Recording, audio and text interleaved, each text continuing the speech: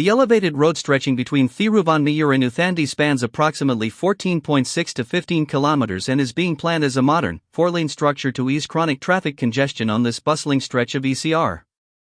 The route is proposed to begin near the Tidal Park Junction and conclude at Uthandi, passing through critical nodal points such as the LB Road Junction, Kotivakkam, Neelankarai, Injambukam, and Akkarai. Designed with strategically positioned on- and off-ramps at LB Road Junction, Thiruvanmiyur RTO office, and Neelankarai, this elevated corridor aims to significantly reduce travel time, cutting it down to just 20 minutes along this stretch. To assess feasibility, in early 2024 the government sanctioned 52 Indian rupees lakh for a techno-economic study. This was intended to collect data on vehicle density, two-way traffic flows, and auxiliary traffic entering or exiting ECR. The study also outlines the alignment plan and land ownership along the proposed corridor, taking into account surrounding structures such as temples. Parallel to these elevated corridor plans, efforts are underway to widen the existing ECR surface road from 4 to 6 lanes across an 8.8 kilometer stretch from Thiruvanmiyur to Akkarai.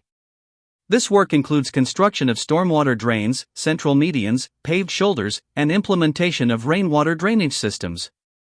Utility relocations by Tangedco and pending water and sewage infrastructure installations are also progressing. The intent is to complete this groundwork phase by April 2025.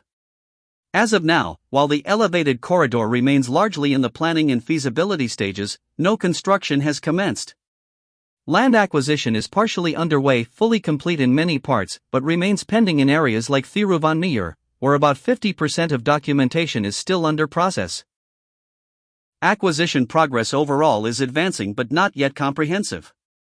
The government has outlined an ambitious policy goal. Once the elevated corridor is approved for execution, its construction is expected to be completed within 18 months.